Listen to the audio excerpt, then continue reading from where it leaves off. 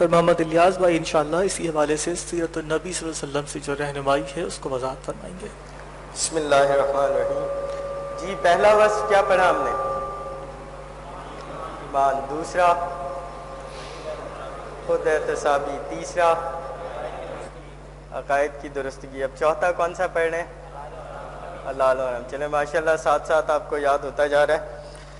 تو اس حوالے سے بھی جیسے بات آئی کہ آپ دیکھیں گے اس میں بڑا ایک ترتیب بھی بڑی مناسب ہے۔ پہلے ایمان، ایمان کے بعد اپنی فکر خود احتسابی، اور پھر اسی طرح پھر عقائد کی درستگی، اور اس کے بعد پھر عمل کی بات آتی ہے۔ اور جب بھی ہم عمل کی بات کرتے ہیں تو پھر کیا کرنا ہے کیا نہیں کرنا، کیا حلال ہے کیا حرام ہے، کیا جائز ہے کیا ناجائز ہے۔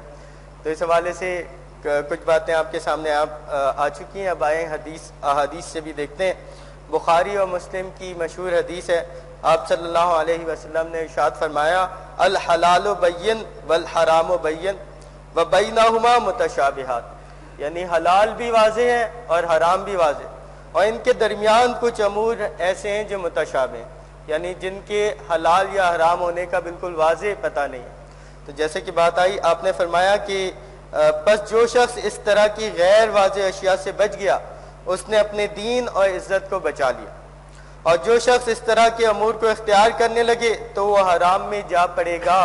اور پھر آپ نے مثال بیان کی جیسے کوئی چرواہا اپنے جانوروں کو ایک ممنوع چراگاہ کے قریب جو ہے وہ چروانے لے جائے، تو آپ نے فرمایا اندیشہ ہے کہ اس کے جانور اس چراگاہ میں گھس نہ جائیں کیونکہ وہ اس کے قریب ہے۔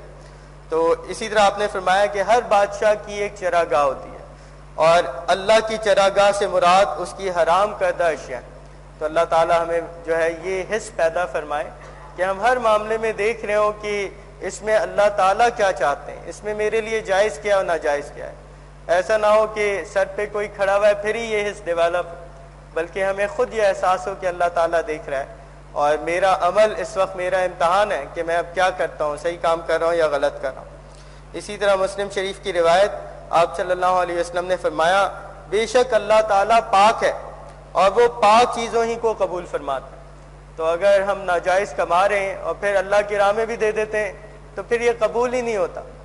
تو کوشش کرنی چاہیے کہ حلال رزق حاصل کریں، اسی میں سے اپنی توفیق کے مطابق جو ہے وہ اللہ کے رستے میں نکالیں۔ اور اللہ تعالیٰ نے اہل ایمان کو وہی حکم دیا ہے جو رسولوں کو دیا ہے، یہ آپ صلی اللہ علیہ وسلم فرما رہے ہیں۔ چنانچہ اللہ تعالیٰ نے فرمایا کہ اے میرے رسولوں پاکیزہ چیزیں کھاؤ اور اچھے عمل کرو، اور اللہ تعالیٰ نے اہل ایمان سے فرمایا ہے کہ اے ایمان والو ہم نے جو پاکیزہ چیزیں تمہیں دی ہیں ان میں سے کھاؤ۔ اس کے بعد آپ نے اس شخص کا ذکر کیا جو ایک طویل سفر طے کر کے جو ہے وہ مکہ پہنچا، اور اس کے بال پراگندہ تھے، اس کا پورا جسم گرد و غبار میں اٹا ہوا تھا، اور اس نے جو ہے اللہ کی طرف آسمان کی طرف کر کے ہاتھ اٹھا دیے اور کہنے لگا اے رب اے رب، اور اللہ سے گڑ گڑا کر دعائیں کرنے لگا۔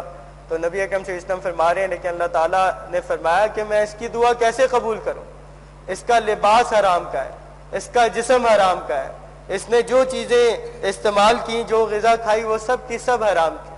تو فرمایا کہ اس کی دعا کس طرح قبول؟ تو ہمیں بھی غور کرنا چاہیے۔ ایک روایت میں آپ صلی اللہ علیہ وسلم نے فرمایا کہ اگر ایک شخص نے ایک ایسا لباس استعمال کیا ہے جو 10 درہم کا ہے، اس میں 1 درہم حرام کا ہے، تو پھر اس لباس سے کی جانے والی عبادات جو ہیں وہ قابل قبول نہیں ہے۔ تو ہمیں احتیاط کرنی چاہیے اور حرام سے حد الامکان بچنے کی کوشش کرنی چاہیے۔ اسی طرح ابو داؤد جامع ترمذی میں نبی اکرم صلی اللہ علیہ وسلم کا ارشاد، آپ نے فرمایا میں تمہیں اللہ کے تقوی کی وصیت کرتا ہوں کہ اپنے اوپر آنے والے عمرہ کے احکام سننا اور اطاعت کرنا، خواہ تم پر کوئی حبشی غلامی حاکم نہ بنا دیا جائے۔ لوگوں نے اس پر ذکر کیا کہ نبی صلی اللہ علیہ وسلم محسوس ہوتا ہے کہ یہ تو آپ کا الوداعی گویا خطاب ہو۔ تو آپ نے مزید فرمایا تم میں سے جو شخص میرے بعد زندہ رہے گا وہ یقیناً بہت سے اختلافات دیکھے گا، ان حالات میں تم میری سنت اور ہدایت یافتہ خلفائے راشدین کی سنت کو لازم پکڑنا۔ اور الفاظ آتے ہیں کہ وَعَضُوا عَلَيْهَا بِالنَّوَاجِسِ، یعنی انہیں داڑھوں سے مضبوط قابو کرنا۔ فرمایا دین میں نئے نئے کاموں کے ایجاد کرنے سے بچنا کہ دین میں ہر نیا کام بدعت ہے اور ہر بدعت گمراہی ہے۔ تو بہرحال یہ ہمیں دیکھنا ہے کہ ہر معاملے میں کہ کیا چیز جو ہے وہ سنت سے قریب ہے، اور وہ کون سا طرز عمل ہے جو صحابہ کرام اختیار کرتے تھے، اور دین میں اپنی طرف سے ایجادات سے جو ہے وہ اپنے آپ کو بچانا ہے۔ اسی طرح بخاری شریف کی روایت، اور اصل میں ڈاکٹر صاحب کا بھی ایک کتابچہ ہے قرب الہی کے 2 مراتب، تو اس میں بھی اصل میں جب تک کہ دین غالب نہیں ہوتا اس وقت تک اللہ کا قرب حاصل کرنے کا سب سے بڑا ذریعہ کیا ہے، وہ فرائض پر عمل کرنا ہے، اور جہاں یہ فرض ہے کہ خود دین پر عمل کیا جائے، اس دین کو دوسروں تک پہنچایا جائے، اسی طرح دین کا ایک اجتماعی نظام بھی ہے، اس کے غلبے کے لیے جد و جہد کرنا، کوشش کرنا، یہ بھی ہماری ذمہ داری ہے۔ اور اسی طرح اللہ کرے کہ وہ دور بھی ہم دیکھیں کہ جب یہ دین غالب ہو جائے اور دین کا نظام جو ہے وہ قائم ہو اور اس کی برکات جو ہے وہ ماحول میں ہو، تو پھر موقع ہوگا کہ آدمی نوافل میں بھی آگے بڑھے۔ ابھی تو فرائض ہی ادا نہیں ہو رہے، تو جو ہے وہ ہم فرائض کو چھوڑ کر نوافل کی طرف بڑھ جانا، یہ بھی حکمت کے خلاف ہے۔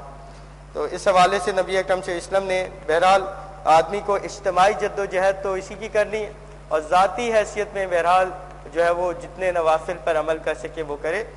تو فرمایا کہ اللہ تعالیٰ فرماتے ہیں کہ میں اپنے بندے کے گمان کے مطابق اس سے سلوک کرتا ہوں، جب وہ میرا ذکر کرتا ہے تو میں اس کے ساتھ ہوتا ہوں، اگر وہ مجھے دل میں یاد کرے تو میں بھی اسے دل میں یاد کرتا ہوں، اگر وہ ایک ہاتھ میرے قریب ہو تو میں 2 ہاتھ اس کے قریب ہوتا ہوں، اگر وہ چلتا ہوا میرے پاس آئے تو میں دوڑتا ہوا اس کے پاس آتا ہوں۔ تو یہ اللہ تعالیٰ فرما رہے ہیں ہمیں شوق ہونا چاہیے، جہاں فرائض پر ہماری پوری توجہ ہے وہاں انفرادی سطح پر نوافل کا بھی ہمیں اہتمام کرنا چاہیے، خصوصاً جو رات کی عبادت ہے اس کا اہتمام ہو، اسی طرح پھر ہمہ وقت ذکر کا اہتمام ہو، اور کوشش کی جائے کہ کوئی وقت بھی غفلت میں ہمارا نہ گزرے۔ جزاکم اللہ خیر۔